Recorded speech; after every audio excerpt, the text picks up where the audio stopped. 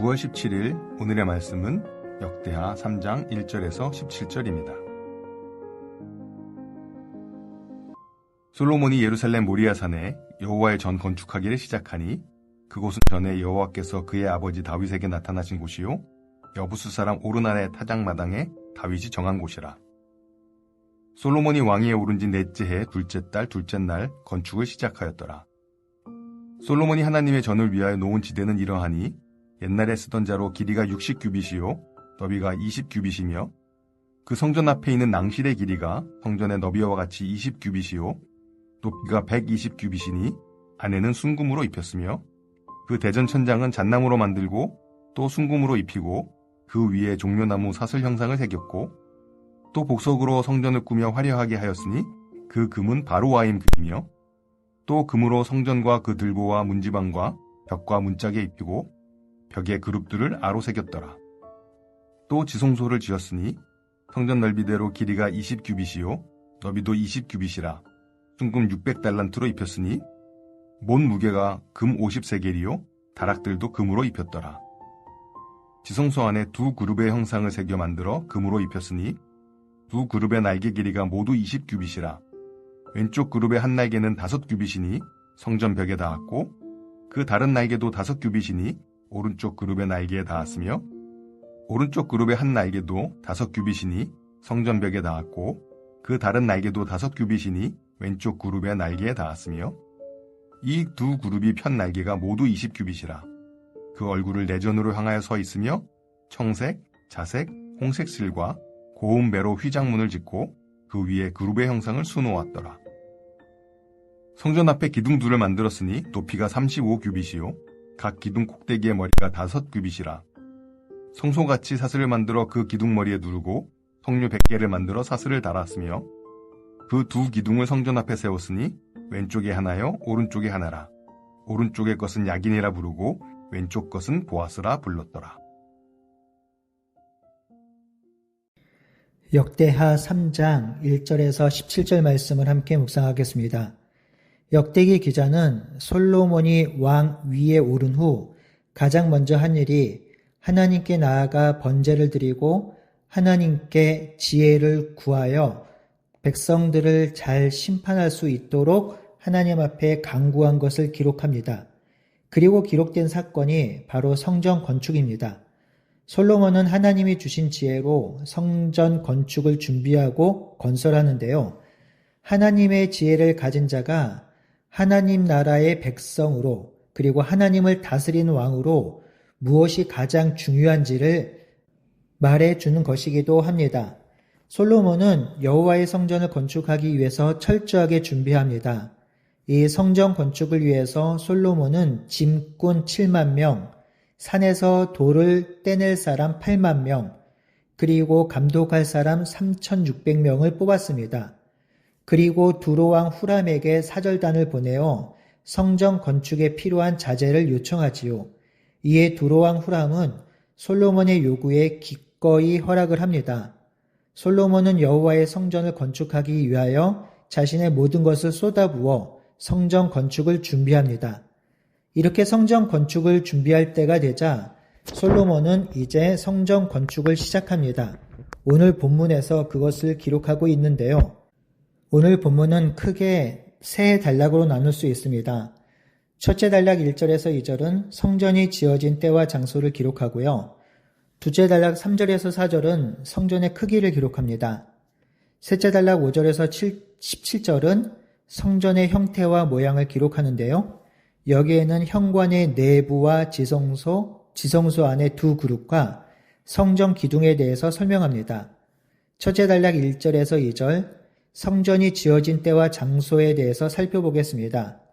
이 성전을 건축한 때는 솔로몬이 왕 위에 오른 지 넷째 해 둘째 달 둘째 날입니다. 이러한 연대를 표시하는 것도 열왕기서와 역대기서가 서로 다른데요. 열왕기에는 이 시기를 출애굽 이후 480년이라고 표기했고요. 역대기는 넷째 해라고 합니다.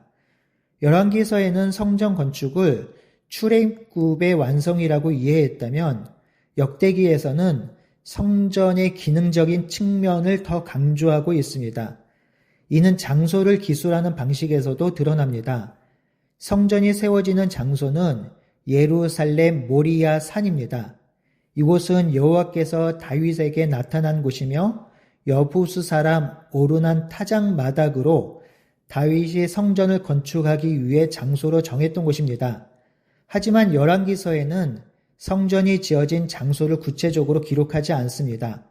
그 이유는 역대기 기자는 이 장소가 이스라엘 역사에서 중요할 뿐 아니라 아주 의미 있는 장소로 성전 건축은 솔로몬의 열심으로만 세워진 것이 아니라 하나님이 이스라엘 백성을 인도하시고 약속하신 것을 이루어 가고 계시는 과정임을 강조하고 싶은 것입니다.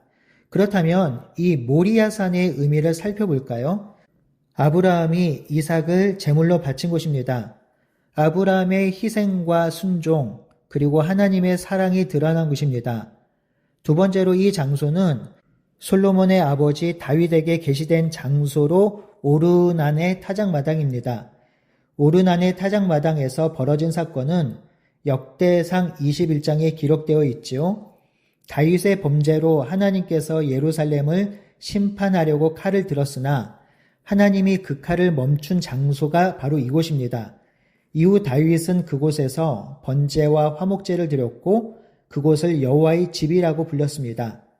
역대기 저자는 성전이 건축된 장소를 구체적으로 말해주므로 성전이 어떤 기능을 하고 있는지를 분명히 보여주고 있습니다.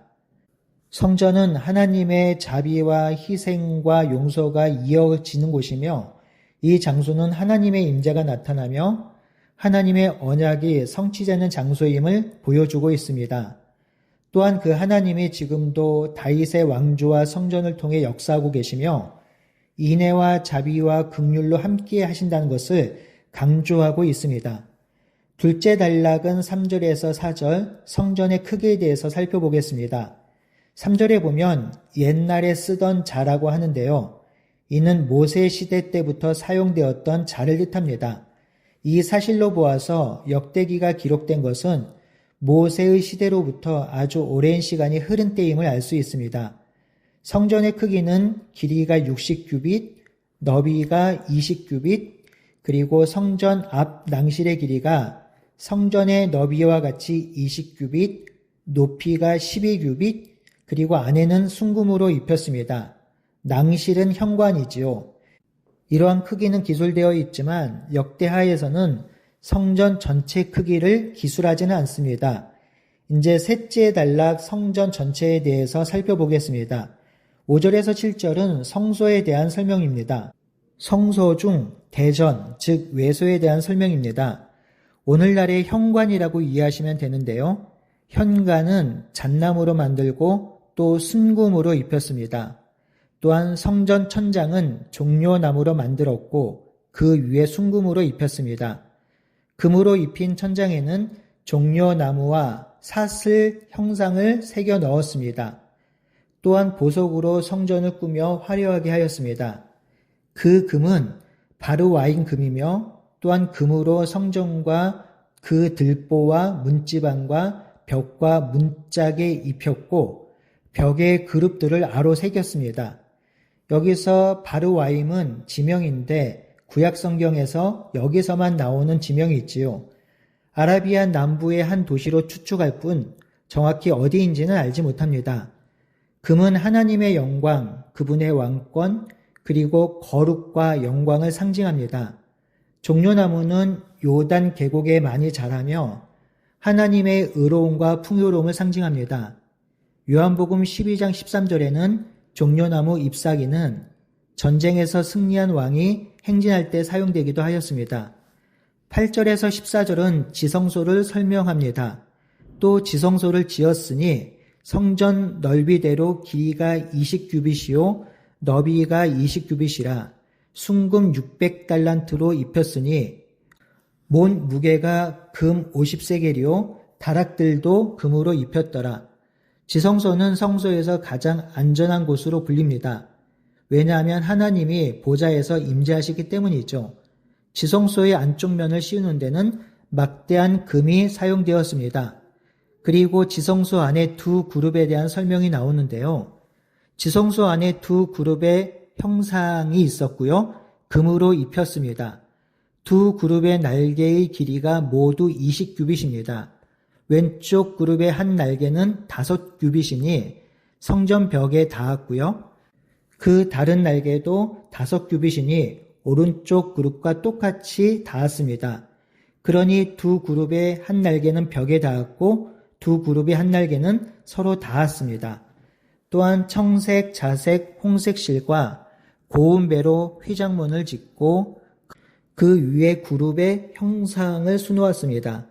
이 성전에서 성소와 지성소를 구분하는 것은 광야의 성막과 같습니다. 이는 솔로몬의 성전과 성막이 연결되고 있음을 보여주지요. 지성소에는 하나님의 보좌가 있으며 하나님을 보좌하는 두 그룹의 형상이 있습니다. 이 형상을 통해서 지성소는 하나님께서 임재하신 곳임을 드러내며 그 임재 가운데 이 땅을 다스리고 계심을 보여주고 있습니다. 그런 의미에서 지성소는 에덴 동산과 연결되기도 합니다. 15절에서 17절은 성전 앞에 두 기둥을 설명합니다. 성전 앞에 두 기둥이 있는데 왼쪽 기둥은 보아스라 불렀고 오른쪽 기둥은 야긴이라 불렀습니다. 이 두 기둥은 성전을 지지하기 위해서 만든 것이기도 하지만 하나님 여호와의 위엄과 권위를 상징합니다. 보아스는 그분께 능력이 있다라는 뜻이며 야긴의 뜻은 그분께서 세우신다라는 뜻이 있습니다. 이 기둥의 이름 보아스와 야긴은 성전의 기능과 이상을 잘 표현합니다. 여호와께서 그의 능력으로 이스라엘 백성을 세우시고 만국의 제사장 나라로 이끄실 것임을 드러내죠. 이스라엘 백성들은 그 성전으로 들어갈 때 이 기둥을 통과해서 들어갔으며 들어갈 때마다 하나님께서 그의 능력으로 이스라엘 백성을 세우시고 인도하신다는 것을 기억하고 믿음으로 성전에 들어갔을 것입니다. 우리는 이 역대기가 포로에서 귀환한 백성에게 쓴 역사라고 알고 있습니다. 그러니 역대기 기자는 이 성전이 어떻게 지어졌고 어떻게 그 내부가 되었는지 자세히 알려주고 있습니다. 역대기를 읽고 들었던 독자들은 사실 이러한 성전을 본 적은 없었을 것입니다. 마지막으로 본 세대가 586년 성전이 패망할 때 살아있던 세대들일 텐데요. 이 세대들은 지금 포로에서 귀환한 이후에 다 죽었습니다. 그러니 성전을 실제로 보았던 백성들은 다 죽었지요. 그렇게 역대기 기자는 이 성전의 모습을 상상할 수 있도록 재현해 주므로 이 성전이 다시 지어질 것이며 지금 우리는 이러한 성전이 없다 하더라도 하나님께서 이 성전을 다시 완공하게 하실 것이며 하나님 나라 백성으로 다시금 일어서게 해 주실 것이라는 믿음을 갖게 합니다. 역대기 기자는 이 성전 건축 기사를 통해서 아브라함의 언약이 신실하게 지켜지고 있다는 것을 말해주고 있습니다. 저자는 성전 건축을 통해서 하나님의 약속이 단절되지 않고 지속되고 있음을 보여주고 있고요.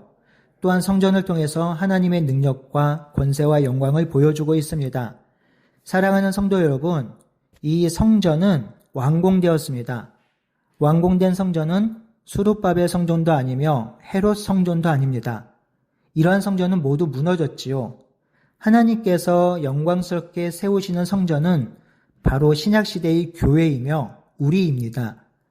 하나님은 교회인 우리를 통해서 여전히 하나님의 권능과 위엄과 영광을 이 땅에 드러내길 원하십니다.